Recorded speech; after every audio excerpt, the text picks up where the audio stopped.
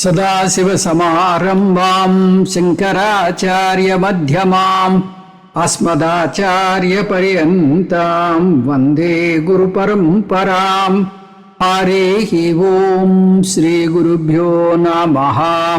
हरिः ओम्. We are in chapter 14, Gunatraya Vibhaga Yogam, and we have completed up to 13th sloka. We will try to cover from sloka number 14 up to 19 today. Yada sattve pravruddhe tu pralayam yati dehabhrut tadottama vidam lokan amalan pratipadyate rajasi pralayam gatva karma sangishu jayate tada pralenastamasi मूढ़यो निषुजायते कर्मणः सुकृतस्याहुः सात्विकं निर्मलं फलं रजसस्तु फलं दुःखम् अज्ञानं तमसः फलम् सत्त्वात् संजायते ज्ञानं रजसो लोभ एव च प्रमादमोहौ तमसः भवतो ज्ञानमेव च ऊर्ध्वं गच्छन्ति सत्त्वस्ता मध्ये तिष्ठन्ति राजसाः जघन्यगुणवृत्तिस्थाः अधो गच्छन्ति तामसाः नान्यं गुणेभ्य कर्तारं यदा द्रष्टानुपश्यति गुणेभ्य परं वेत्ति Madbhavam sodhigacchati. In this chapter, we have discussed about the 5 basic topics. Topic by topic we are discussing. The 5 basic topics are Lakshanam, the very definition of gunas. Then Bandhana Prakara, how each guna binds a person, how it becomes an addiction to an individual. Then the third topic is Lingam. Lingam means indicator, by which one can identify which guna is predominant in a particular person, so that he can refine himself and try to escalate to higher guna. After that, 2 more topics are there. Gatihi, Phalam. Gati is the loka where the sadhaka goes after death. Phalam is the benefit he gets while living in this Janma. So, while he is alive, what are all the benefits he gets? What are all the advantages? What are all the results he will get out of these gunas? Some may be disadvantages also, if he is tamoguna pradhana and rajasic pradhana. So, it is not necessarily an advantage always. What are the results he gets out of these gunas? This is phalam. So,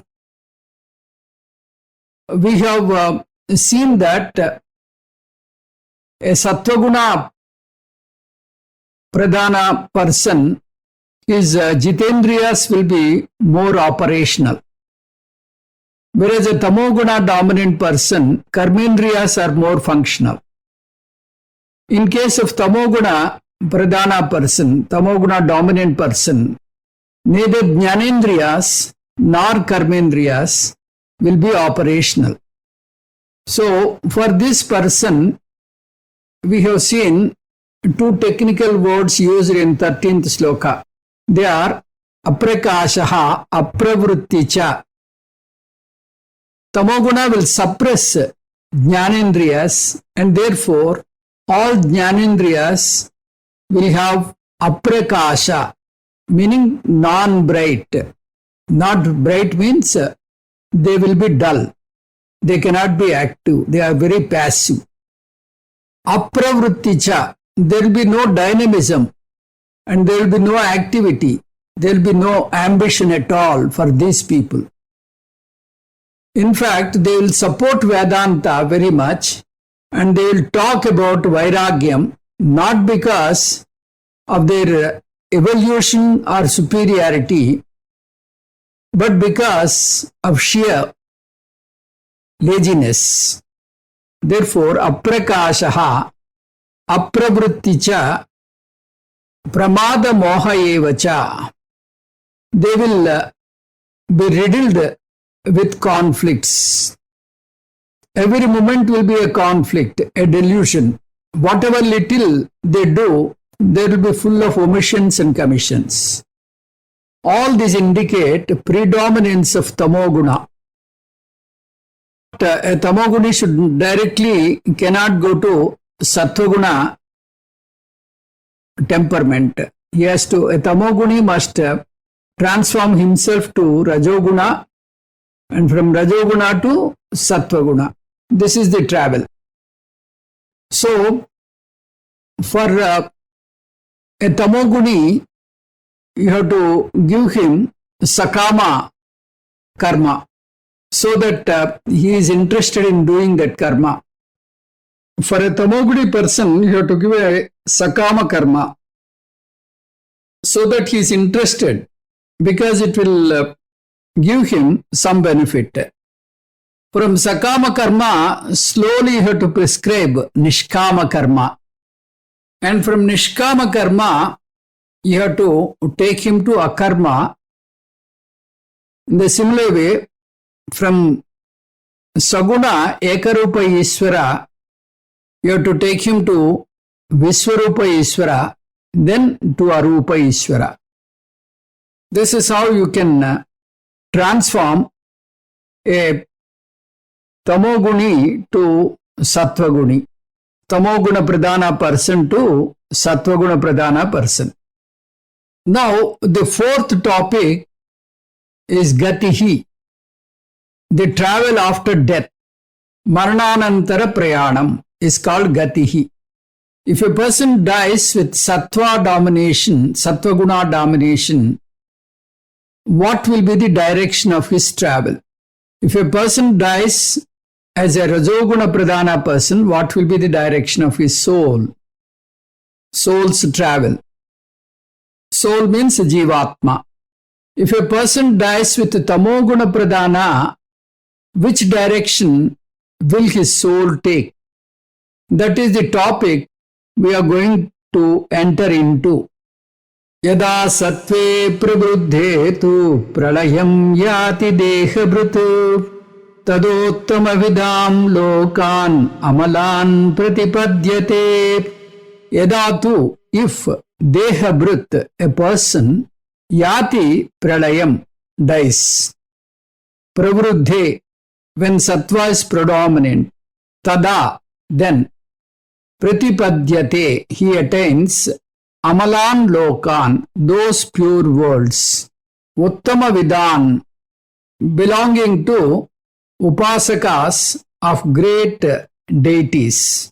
Yadatu sattve pravruddhe sati dehabhrit pralayam yati tada uttama vidam amalan lokan pratipadyate.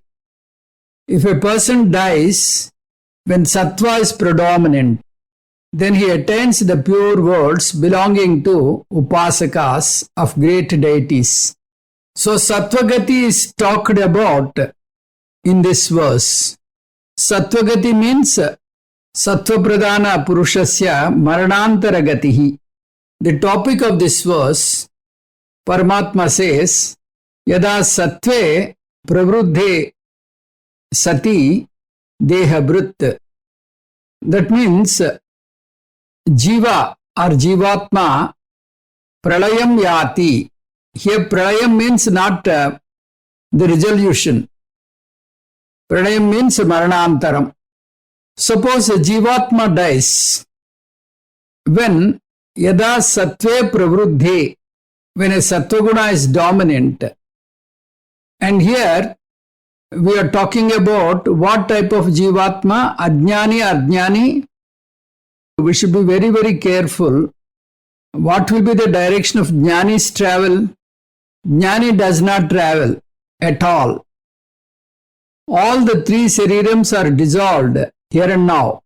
He is one with the all-pervading Brahman. So for a Jnani, the word Gati will not apply. So all this discussion is about Ajnanis. Natasya pranaha utkramanti brahmaiva san brahma apyeti. This is the Brihadaranyaka Vakyam. His prana, his Sushma Sariram, does not leave the physical body and travel. On the other hand, Stula Sariram will merge into Stula Prapancha. Sushma Sarira will merge into Sushma Prapancha. Just as an iceberg dissolves into the ocean, similarly, Jnani dissolves into Brahma. Jnani does not travel. Therefore, we are dealing with Ajnani. You should remember this carefully. So, if a Sattvaguna Pradhana Ajnani dies, what will happen to him? Amalan Lokan Pratipadyate.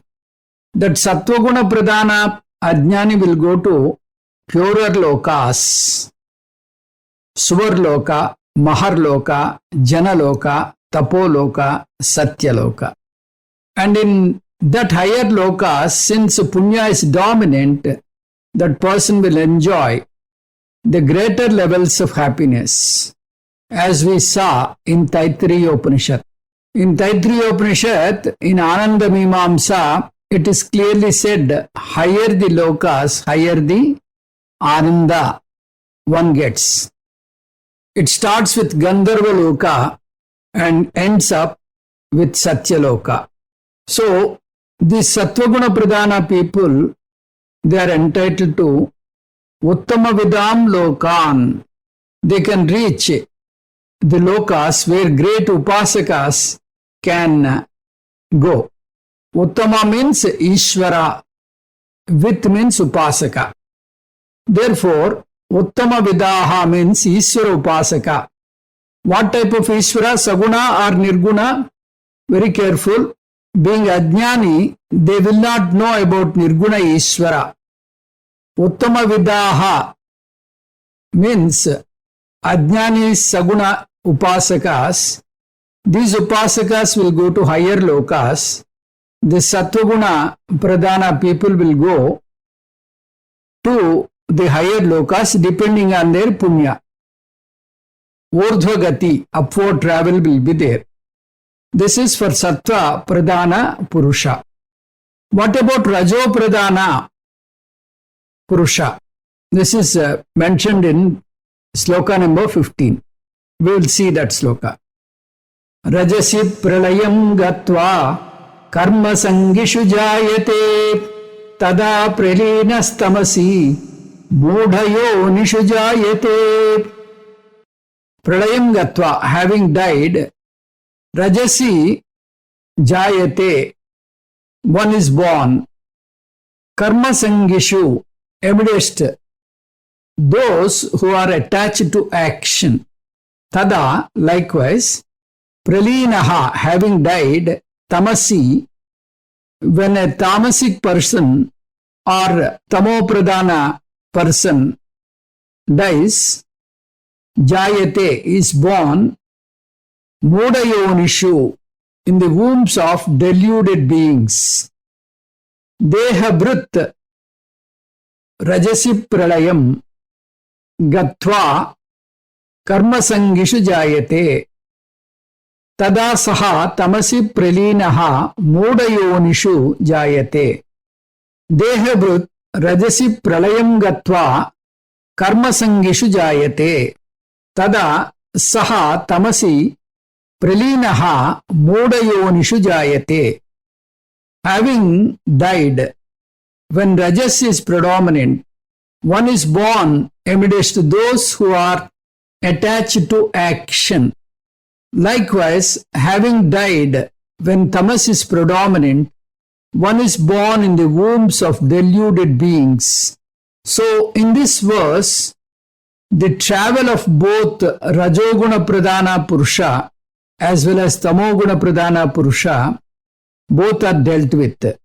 In the first line, Rajo Pradhana Purushas are talked about. Pralayam Gatva. So here the Pralayam means Maranam. So having died, having left his physical body, Rajasi, the Rajasic Pradhana person, Rajoguna dominant person, will hover in this very loka, that Marcha loka, the Bhuloka, where lot of karma is there. He will take birth in the Manushya loka, Bhuloka, because this loka, he can do karma. In other higher lokas, they can only exhaust the prarabdha. They cannot gain agami. Therefore, karma sangishu means manushyalokeshu. Bhulokas, which is neither higher loka nor lower loka, their travel is not vertical, it will be horizontal. Sattva-guna person will go up, Tamoguna person will go down, whereas a Rajoguna person will hover around the middle loka, Manushya loka. Karma sangishu, Manushya lokeshu jayate. Suppose a person dies with Tamoguna dominance. He will take birth in Modayonishu. He will take that person is reborn in lower janmas, lower planes of existence. Lower planes can be defined as the lower lokas. Like Sapta lokas are there, which are the lokas of punishment. They are Atala, Vitala, Sutala, Rasatala, Mahatala, Talatala, Patala. So these lower lokas, he is taken to. He takes birth in these lokas. Or he will be in the Matya loka, in the very Bhuloka, but he takes a low janma. That means he takes a birth of an animal or a creature or a plant, like that. That means he will take birth in such a way that there is no free will. Only Manushya Janma will have free will. That is why out of so many Janmas, Manushya Janma is supposed to be the superior Janma, wherein you can evolve and get Janmarahityam. The other Janmas are simply Bhoga Sariras. They are only for Karma Kshayam, not for Agami. So, we will proceed to sloka number 16. Karmana sukrutasyahuhu satvikam nirmalam phalam rajasastu phalam dukkam ajnanam tamasah phalam. Ahuhu. The scriptures say that phalam, the result, karmanaha sukrutasya, of sattvic action. Nirmalam sattvikam is pure punya. Phalam rajasaha, the result of rajasic action, dukkam, is sorrow. 2. Whereas phalam tamasaha ajnanam, the result of tamasic action is ignorance. Sukrutasya karmanaha satvikam nirmalam phalam rajasaha phalam tu dukkham tamasaha cha phalam ajnanam iti ahuhu.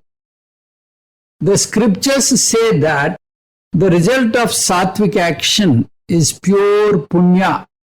The result of rajasic action is sorrow, whereas the result of tamasic action is ignorance.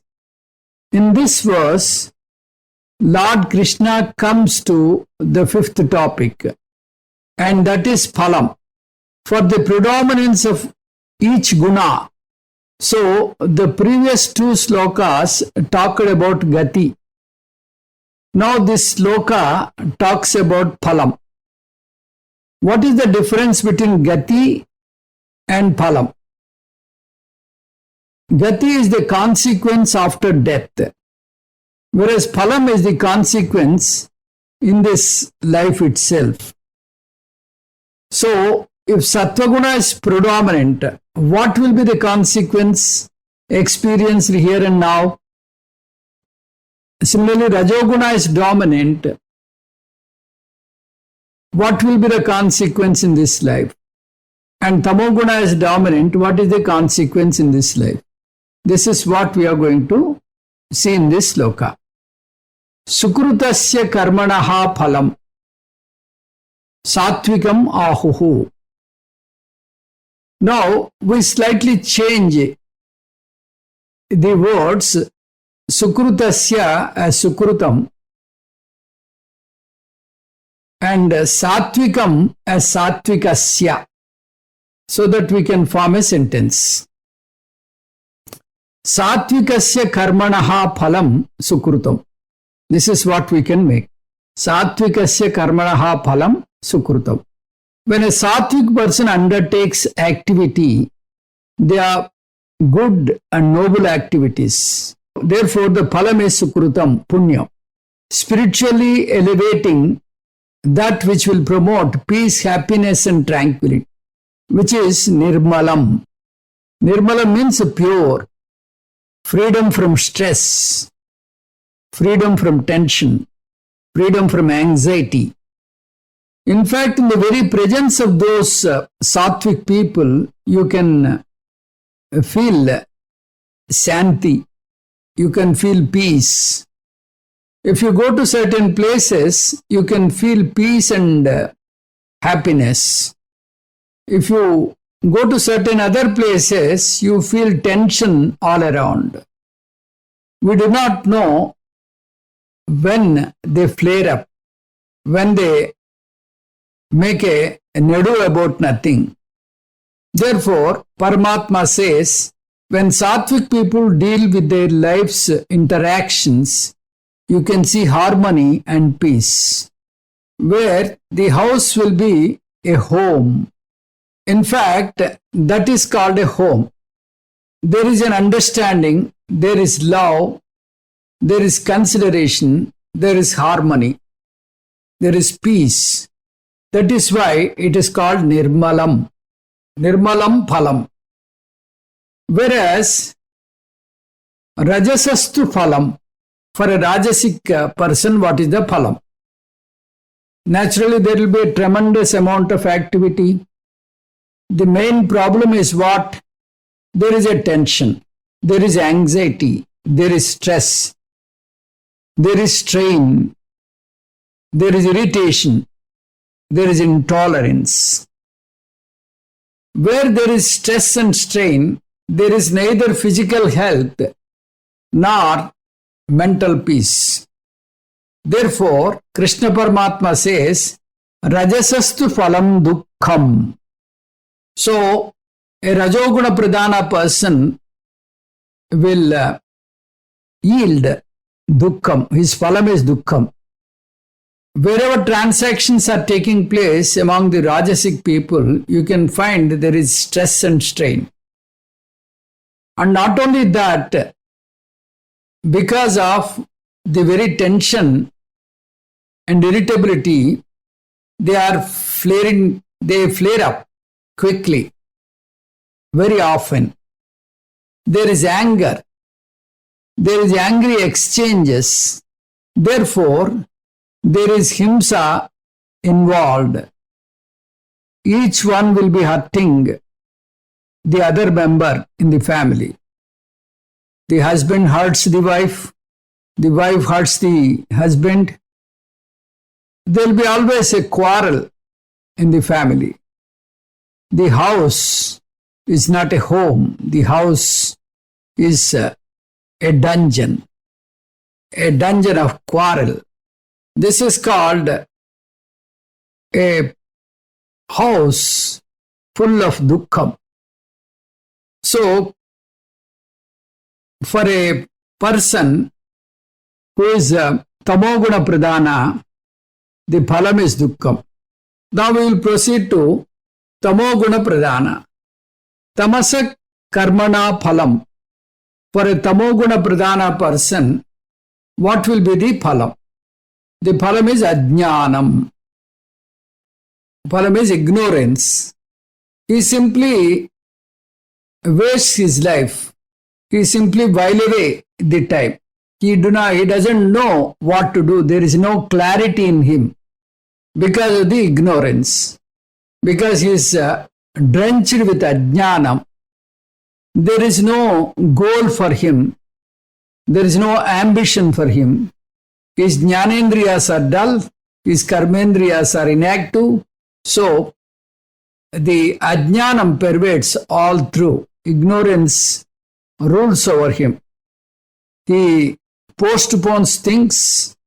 So, Rajasic Pradhana person, the phalam is ajnanam. We'll proceed to 17th sloka. Sattvat sanjayate jnanam rajaso lobha eva cha pramada moho tamaso bhavato jnanameva cha. Jnanam sanjayate sattvat. Knowledge is born out of sattva guna.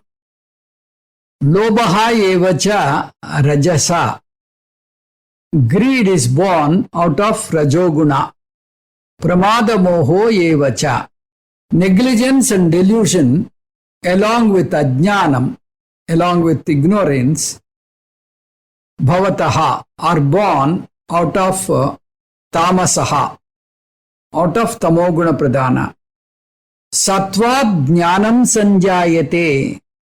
Rajasaha lobha evacha sanjayate. Tamasaha pramadamoho bhavataha ajnanam cha eva bhavati. Knowledge is born out of sattva. Greed is born out of rajas. Negligence and delusion along with ignorance are born out of tamoguna pradhana person. So, the same idea is repeated in this verse also. That is the consequence of predominance of the three gunas in this life itself. That is Triguna Phalam.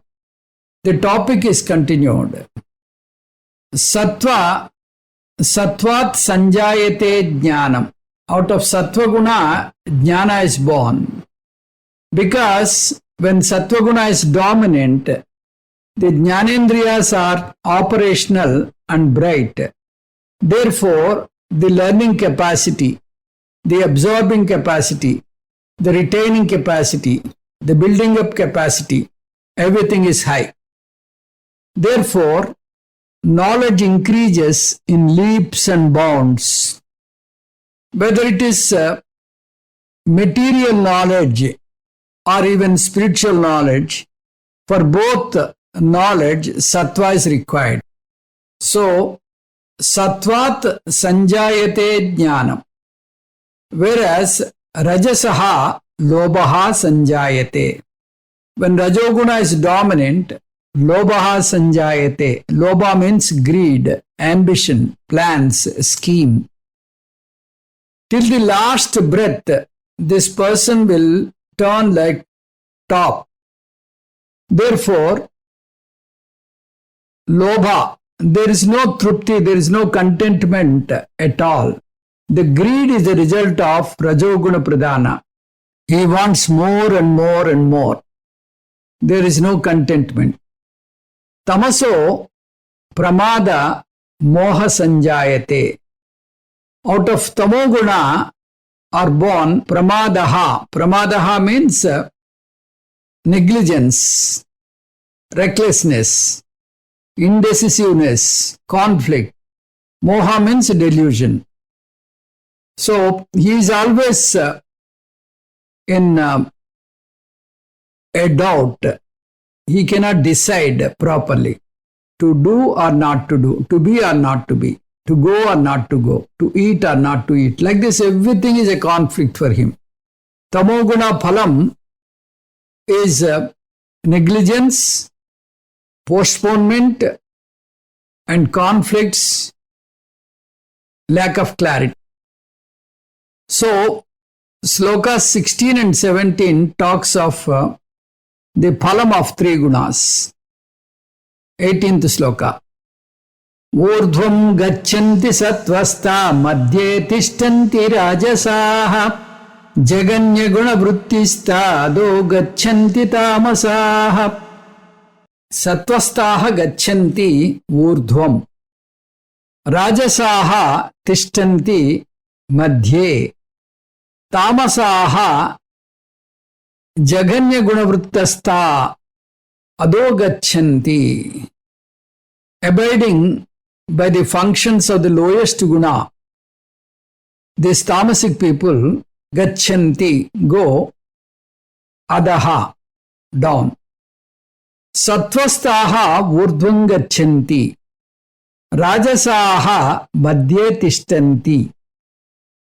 Jaganya guna vrittistaha tamasaha adaha gachanti. Sattvic people will go up. Rajasic people will remain in the middle. Tamasic people, abiding by the functions of the lowest guna, go down. So in this verse, Krishna Paramatma is talking about Gati topic once again, which topic we have already dealt in the verses 14 and 15. The same topic is repeated here in 18th verse. There are 14 lokas, as you know. Above Bhuloka, 6 lokas are there, which are called Urdhva lokas. And below Bhuloka, there are 7 lokas, which are called Adholokas. So, this direction going up and down and is relative, because from India's point of view, what is up is down for America's point of view, because it is just on the opposite side of the globe. So we have to understand, go up and down means higher lokas and lower lokas. The punya lokas and the papa lokas. The lokas of pleasure, the lokas of happiness are the higher lokas or urdhva lokas. Here the word urdhva means you have to take it as the lokas of happiness, pleasure. Adholokas, going down, means the lokas of pain and punishment. So this is what we have to understand. It is not that exactly down and up and all that. Because what is down for India is up for America. So that is not the way we have to take. Madhya tishtanti rajasaha. For this there is no problem. Those who are rajasic in nature, they remain in this very bhuloka. So they hover around in the very bhuloka. They neither go up nor go down. So this is their fate. So these people, Sattvaguna Pradhana people, they earn lot of punya because of their sattvic nature. So because of their punya, because of their upasana, they go to higher realms of heaven. That is Bhuvaha, Suvaha, Mahaha, Tapaha, Janaha, Satya. So these lokas, the sattvic people can go. Rajasic people madhye tishtanti. Rajasic people madhye tishtanti means they remain in the very bhuloka. They take birth in the loka where karma is dominant, so that they can pursue lot of action and earn agami. jaganya guna vrittisthaha tamasaha adaha gachanti. So those who are passive, who are lethargic, who do not do any work, nor do they learn Atma Vidya, they are pushed down. Pushed down means not exactly down. We have to take this downward as they are thrown into the lokas of punishments. They are thrown into sinful lokas, not punya lokas. Punya lokas only sattvic people can go. The adholokas means the sinful lokas, the papa lokas. These tamasic people are thrown into, so that they are subject to pain and punishment. So this is what we have to understand. So we'll proceed to the 19th sloka. Nanyam gunebhya kartaram yada drashtanupasyati gunebhyascha param vetti madbhavam sodhigachyati. Yada, when drashta anupasyanti, the seer understands, kartaram, doer, na anyam gunebhyaha, to be none other than the gunas, cha veti, and knows the self, param gunebhyaha, which is beyond the gunas, saha adhigachyati, he attains madbhavam, my very nature. He becomes one with me. Yada drashta gunebhyaha anyam kartaram na anupasyati gunebhyaha cha param atmanam vetti tada saha madbhavam adhigachyati. When the seer understands the doer to be none other than the gunas and knows the self which is beyond the gunas, he attains my very nature. So with the previous Krishna, with the previous sloka, Paramatma completed the analysis of three gunas. The Gunatraya Visleshana is over, which started from sloka number 5th. Through this analysis, he revealed certain fundamental points. The first point is that nobody can escape from these three gunas. The body-mind-sense complex, otherwise called ahankara. The definition of ahankara is the body-mind-sense complex with its reflected consciousness or chidabhasa is called ahankara. Ahankara means body-mind-sense complex plus chidabhasa. That is called ahankara, which is my lower self, which is called ego. This ego or ahankara can never escape these three gunas. Either I have to be sattva guna pradhana, or I have to be rajo guna pradhana, or I have to be tamo guna pradhana. You can only reshuffle the gunas. Ahankara cannot escape from the gunas. This is point number 1. You should understand this clearly. The second important point to be remembered is whatever be the type of guna or bondage, that cannot be avoided because each guna binds a person. That is why the second topics discussed was what?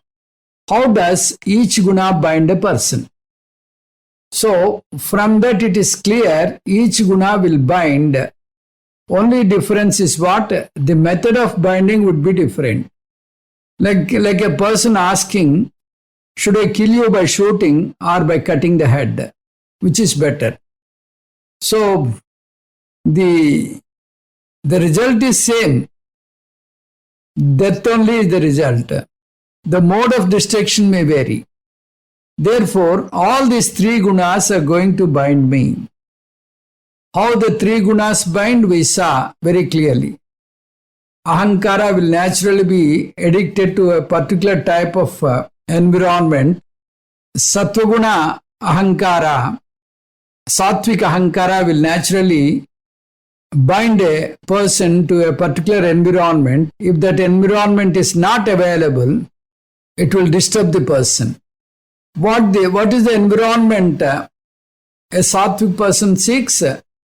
He wants a solitude, he wants a peaceful, tranquil atmosphere.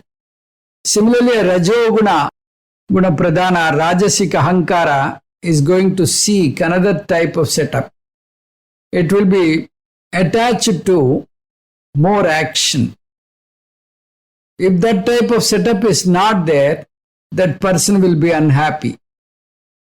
You ask him to remain in a room for a long time alone, he will break the doors and come out. Similarly, a tamasic person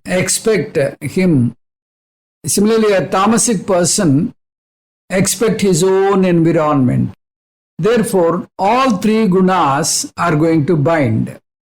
And therefore, what is the solution? The only solution is I should transcend the three gunas.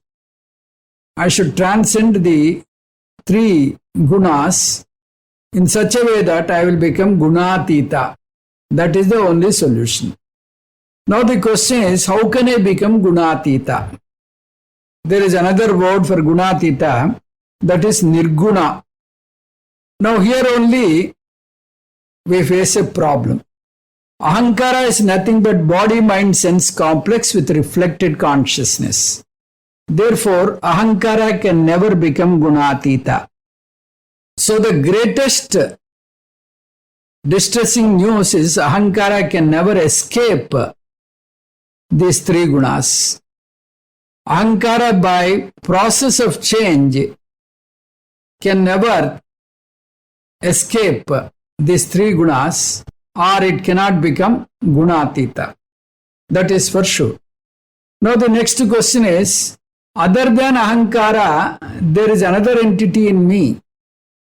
Other than the body, mind, sense complex, there is another entity, that is the consciousness principle. That is Sakshi Chaitanya. Sakshi Chaitanyam is not bound by gunas. It is gunatita. It is ever gunatita. You need not make any effort. It is ever nirgunam. So for this Sakshi Chaitanyam, you need not make any effort to make it gunatita. Now the question is, who am I?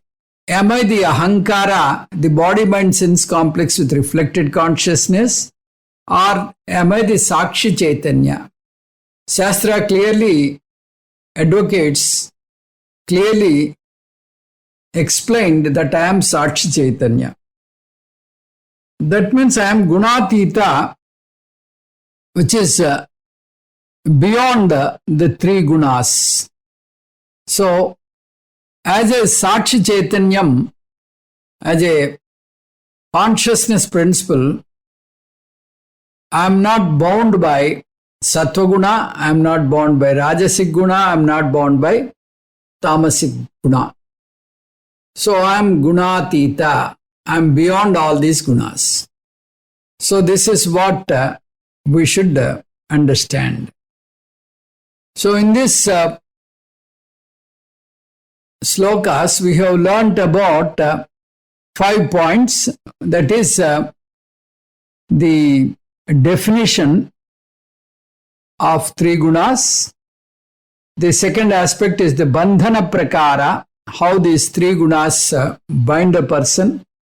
Then the lingam, how you can indicate a person tamoguna pradhana, rajasic pradhana or sattva-guna pradhana, like that. The lingam is also mentioned. In particular, the slokas 14 to 19, they focused 2 points, that is gatihi and phalam. Gati talks about the loka to which a person after death goes. Here it is mentioned that Sattvaguna Pradhana person will go to Urdhva Lokas. The word Urdhva means not higher lokas. The higher and lower are relative, as I told you. The word higher means Punya Lokas, the lokas of happiness and pleasure. There are 6 lokas above earth. These are the lokas the Sattvic Guna Sampanna, the Sattvaguna Pradhana person is entitled to. A Rajasic person will hover on the Bhuloka. That means he is born again on the earth because he is more interested in karma. The Bhuloka is the only loka where one can take a human birth and perform karma and accrue agami. He can exercise his free will. So he is born again in this earth as a human being. Tamoguna Pradhana person will go down. Down means the lokas of Papa, the Papa lokas, Hina lokas. That is the lokas of punishment. So he has to take birth in the lokas of punishment and undergo the punishment. Or he can take birth in the Matsya loka, but in the Hina yoni, in a lower janma, like the animal birth or plants or jadavastus or plants like that. After mentioning all this, we have completed the Gunatraya Visleshana, and now it is clear that the body, mind, sense complex along with the reflected consciousness, which is called ahankara. This ahankara is the lower self of the human being. This lower self cannot escape 3 gunas. This cannot escape the gunas. Sometimes for some Sattvaguna may be dominant, for some Rajoguna may be dominant, for some Tamoguna may be dominant, but they cannot escape these gunas. Gunas do bind them. Then how to come out of these gunas? There is yet another personality which is higher self called Sakshi Chaitanyam. The Sakshi Chaitanyam is Gunatita, and that is my real nature. That's what I have to understand. In my real nature, I don't have any guna. I am nirguna. I don't have Sattvaguna, I don't have Rajoguna, I don't have Tamoguna. This is what I have to know, and I have to stay in that nishtha. So with this, we have completed the 19th sloka. More we will learn in the next class. Om Tat Sat Sarvam Sri Krishna Arpanamastu. Om Purnamadah Purnamidam Purnat Purnamudatyate Purnasya Purnamadaya Purnamevavasishyate. Om Shanti Shanti Shanti. Harihi Om Sri Gurubhyo Namaha. Harihi Om